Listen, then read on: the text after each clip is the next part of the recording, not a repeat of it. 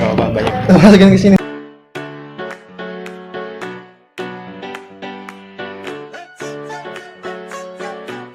Assalamualaikum warahmatullahi wabarakatuh. Halo semuanya. Di sini banyak imun loh. Sekarang saya sudah kedatangan dua tamu. Ya, saya Bagas. Ya, saya mahasiswa, tapi nyambi juga. Nyambi juga. Iya, nyambi. Cocok dong mas sama saya mas. Ya, di biro-biro kampus gitu. Oh, berarti kayak kuliah sambil nyambinya di Iya. kemahasiswaan kayak gitu ya. Sebelahnya Mas siapa yang pernah masuk sini ya? Oh iya dulu pernah mas. Pernah ya? Waktu makan nasi Temennya anak kucing sultan ya. Floatnya nih. Biasa aja sih lebih enak kampung banget. Tapi lebih sehat mau upload. Tapi bikin lu kanker bro. Kanker kering. Oh iya. Statusnya tapi masih jadi anak kos belum sultan. Si sultannya kemana itu? Kurang tahu mas itu Turun kasta. udah gak ada kabarnya lagi semenjak gitu. Bangkrut sultannya. Gara-gara beli KFC langsung bangkrut. Mas Latif. Ya, Ya. benar sekali. Mas Latif ini apa kegiatan sehari-hari? Masuk ke semester saya mahasiswa sama. Dan masuk ke semester 8 ini udah banyak Banyak nganggurnya sih. nganggurnya. Mungkin disambi menjadi karyawan lab dan karyawan klinik. Wah, keren. Jurusannya apa kok bisa karyawan klinik tuh? Dari kesehatan Mas Latif. Enggak, Bukan. saya dari teknik industri. Dan industri. Cuman kebetulan skripsi saya itu berkenaan dengan klinik. Penelitiannya di tempatnya di klinik. Oh.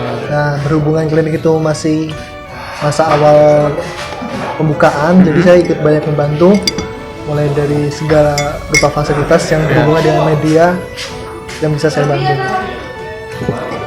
sama Mas. Ya, Mas. Oke, mungkin teman-teman di sini bertanya kita lagi di mana. Jadi kita lagi di halaman kos sebentar ya. Halaman kosnya Mas Latif.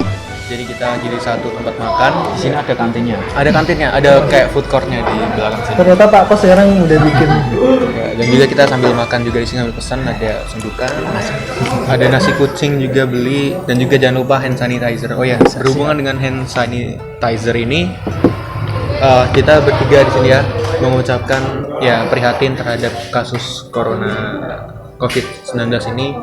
Jadi buat teman-teman semua kita berpesan di sini jangan melakukan kegiatan yang merugikan. Contohnya apa, Mas?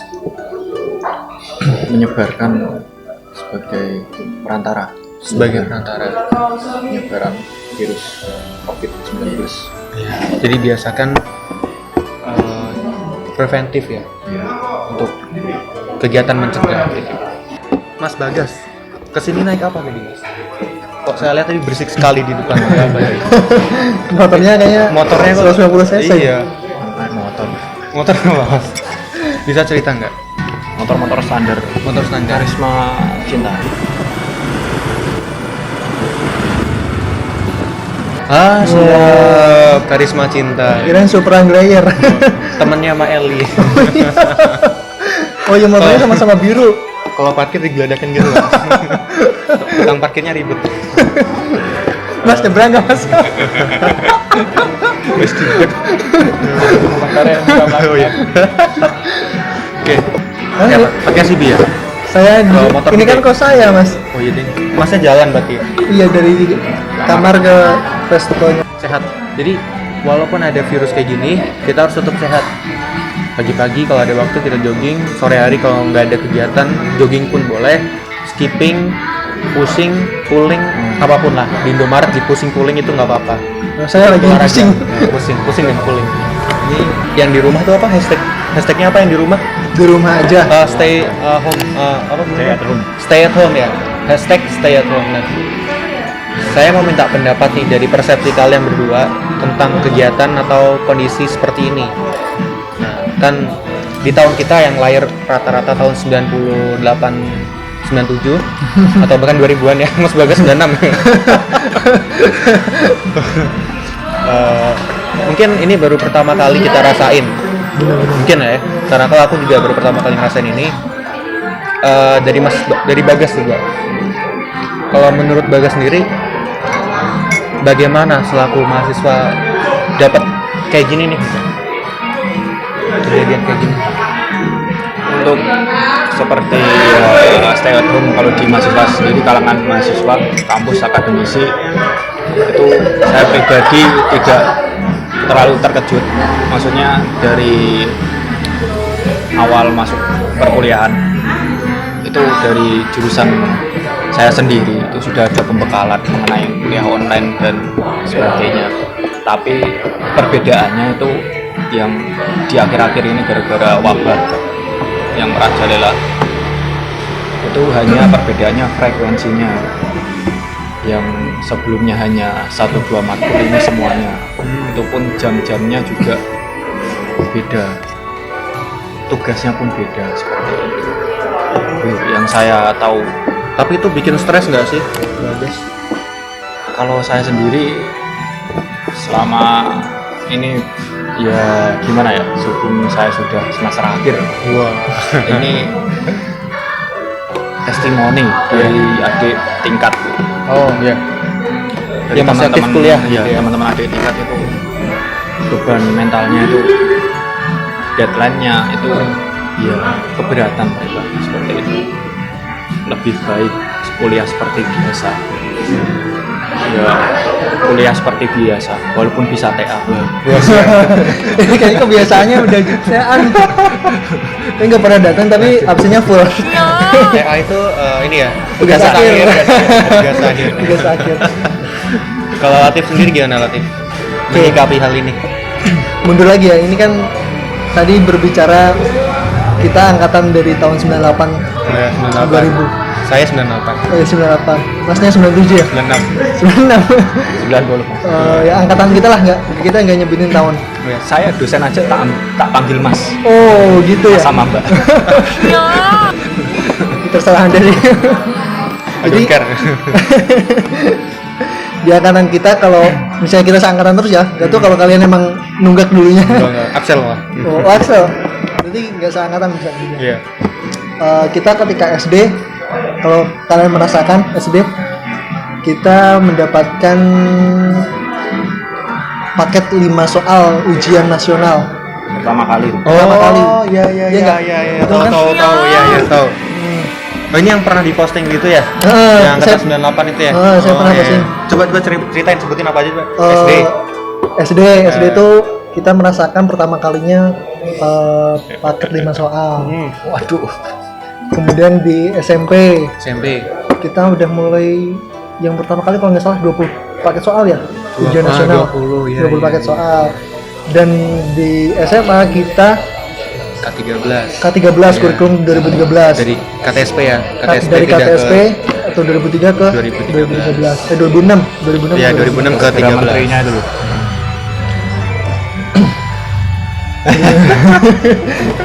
Nah, ya gara-gara menterinya itu siapa?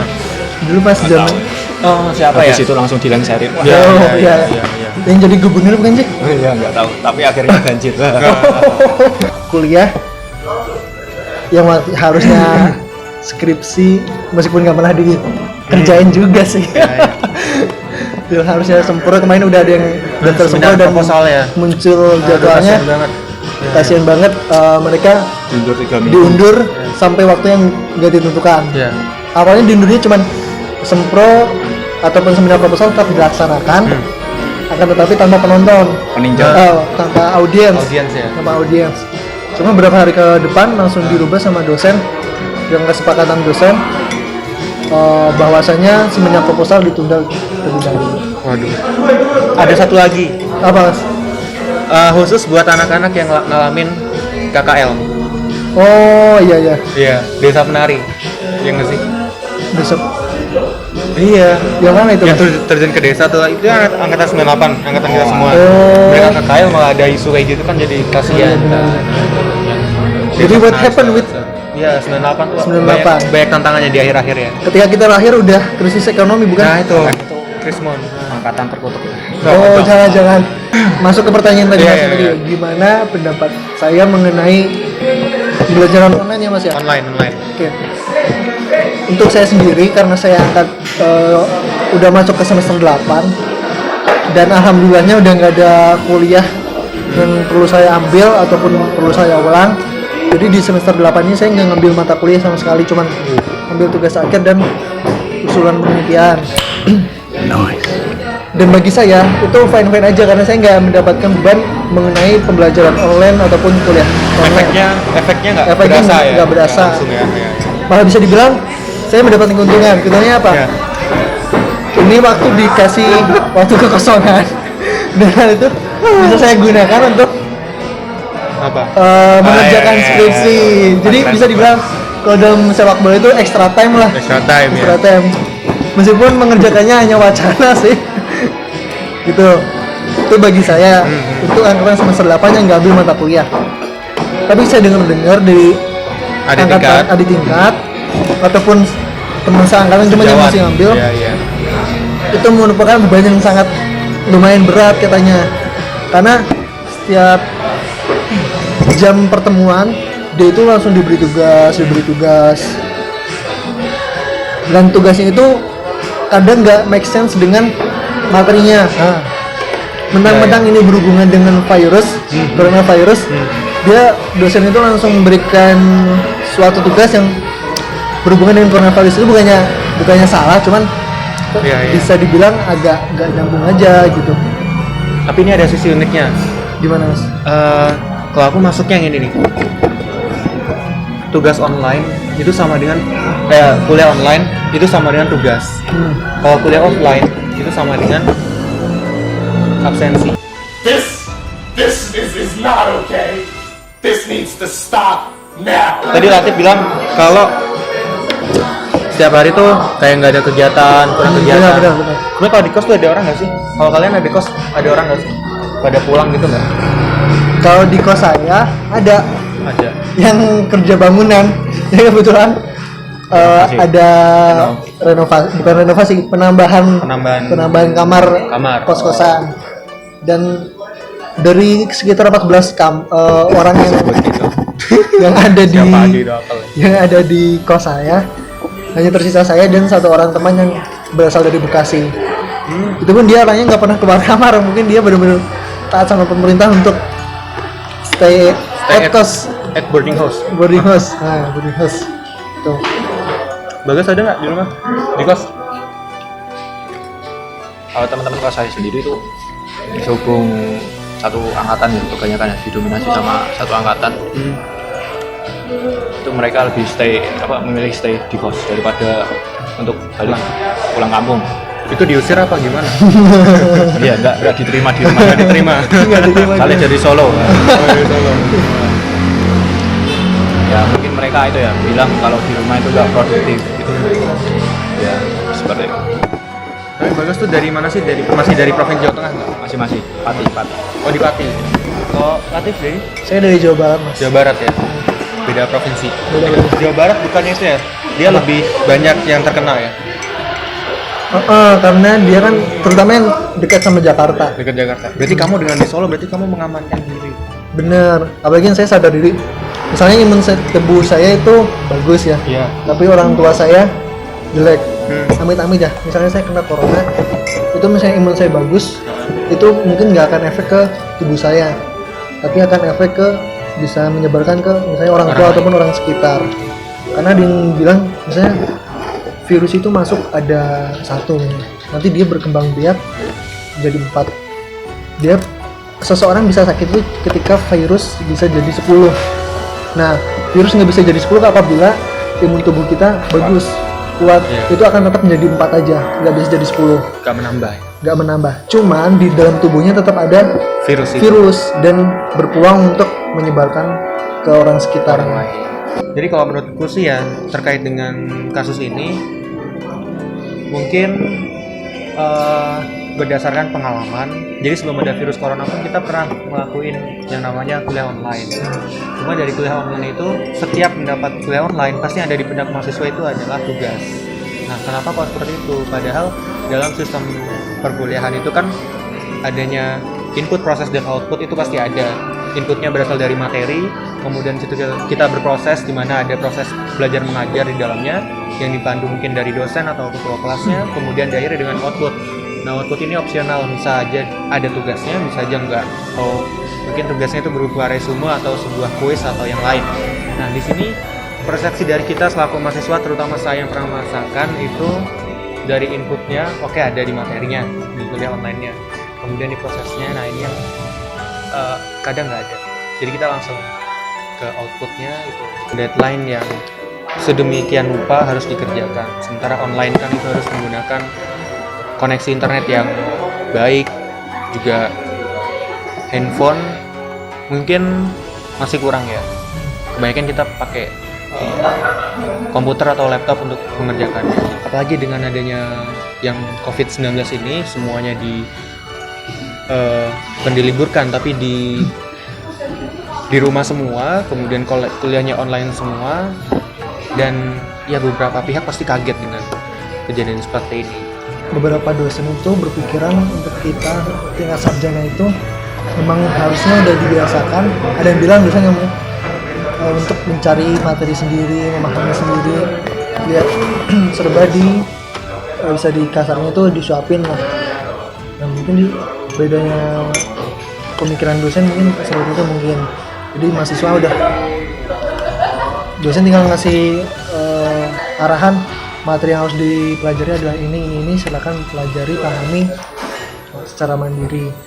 Dan terkadang meskipun di kuliah offline kita berikan tugas, akan tetapi kita tidak mengetahui apakah tugas yang kita kerjakan itu benar atau salah. Ya kan?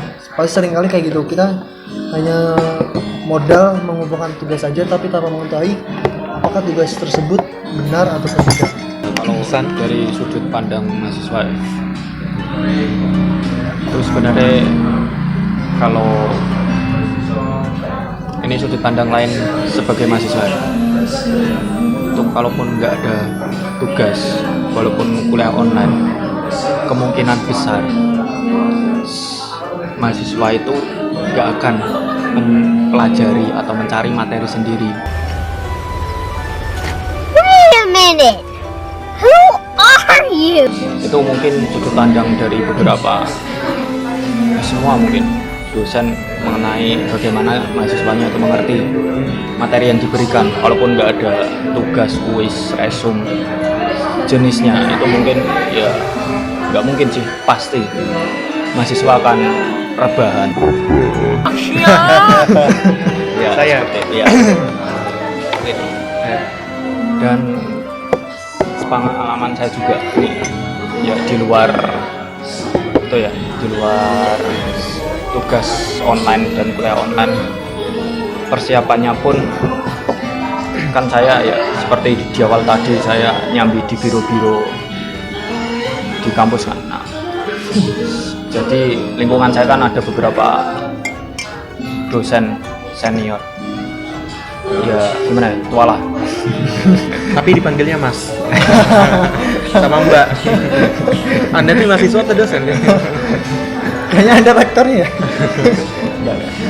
Nah, beliau-beliau itu yang ya mungkin kurang mengikuti perkembangan teknologi, kemungkinan agak kagok sama perkuliahan online seperti ini. Yang saya alami satu hari penuh, bukan satu hari penuh, ya dari pagi sampai siang, seharian itu, yang seharusnya saya jadwal jaga di biro itu, saya cuma ngajarin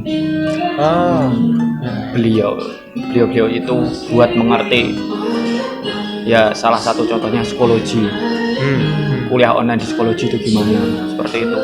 Ya saya sendiri juga sedikit bingung, soalnya selama saya kuliah itu yang saya punya akun mahasiswa, bukan akun dosen. Beda soalnya. Ya walaupun dari kampus itu sudah memberi pedoman tata cara itu secara detail, tapi kan beberapa ya itu tergantung apa ya, kebiasaan. Beberapa dosen yang tidak mengikuti teknologi kan ya, kalaupun dikasih sedetail apapun, kalau nggak terbiasa kan sama aja. Nah itu loh, itu baru di lingkungan saya, belum lagi yang ya masih banyak fakultas, jurusan dan lainnya, kampus-kampus di luar sana seperti itu. Artinya itu di area orang-orang intelektual bisa dibilang. Iya. Di kampus. Belum lagi yang adik-adik kita mungkin yang dari SD, SMP, SMA gitu kan juga sama Iya. kuliahnya juga. Kalau kuliah sorry, mereka sekolahnya malah diliburkan ya. diliburkan. Nggak ada tugas. Jadi karena kalau kita itu kan nggak diliburkan, cuma kuliahnya di rumah. Digantikan online. online. Gimana motornya udah dipanasin dulu? Ini motor 120 cc itu harus dipanasin dulu. 125. 125 harus dipanasin dulu. Bentar lagi saya panas, bentar lagi. Udah korek. korek. Oh ya, terakhir kenapa kalian nggak pulang ke rumah? Nah, bagi dulu sebagai dulu. Coba ini kenapa kok nggak pulang? Ada beberapa himbauan itu yang kalau Oh iya, sekarang kita lagi di Solo, terus apa namanya kita hanya beberapa orang. Jadi kenapa aku tadi sempat bilang yang di kos kalian tuh ada orang nggak? Jadi buat memastikan apakah orang-orang Solo atau mahasiswa yang ada di Solo itu mereka mayoritas masih pada stay di Solo gitu. Nah ternyata tadi dari Latif sendiri bilang tinggal dia dengan tukang bangunan ya. Kemudian Bagas Ketika siang. kemudian Bagas dengan teman-temannya karena udah di semester akhir semua. Nah, kenapa Bagas kok nggak pulang ke rumah?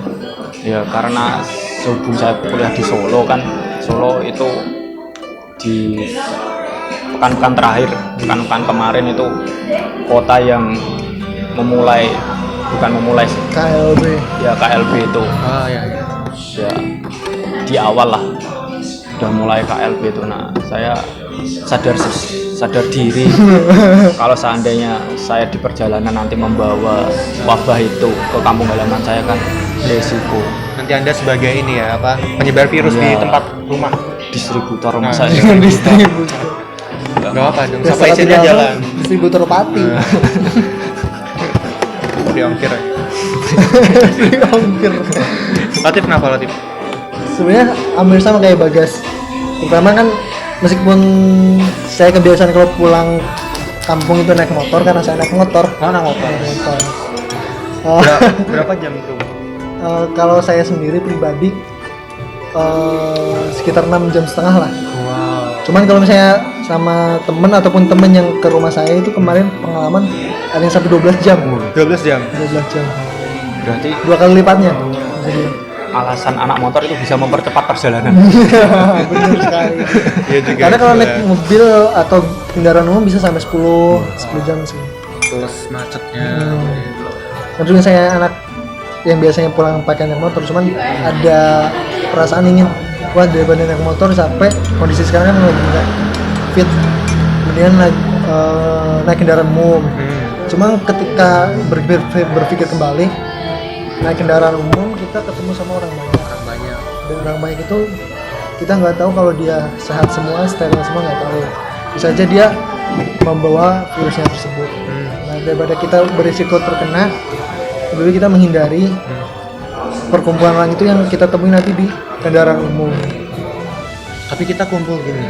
Waduh. Kayak besok kalau kita bikin video satu di meja sana, saya di sini, terus Latif di ujung sana. Ya mungkin ini sedikit perbincangan kita malam ini ya cuma sharing-sharing terkait pendapat kita tentang adanya virus corona sebagai dari point of view-nya seorang mahasiswa, dan semoga pemerintah juga memiliki kesiapan yang lebih dalam menghadapi virus ini, karena kita tahu ini adalah sebuah PR yang berat bagi bangsa kita, karena juga kita adalah sesosok bangsa yang majemuk, banyak budaya, banyak orang-orang dengan tingkah laku yang berbeda, jadi memang sulit untuk mengatur masyarakat. Terima kasih buat Mas Bagas yang telah hadir ke sini, dan semoga semprot dulu lah. Oke.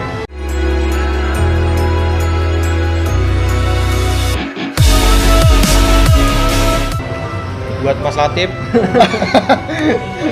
Oke. Yang perotan yang ini, potongan yang ini. Terima kasih atas waktunya.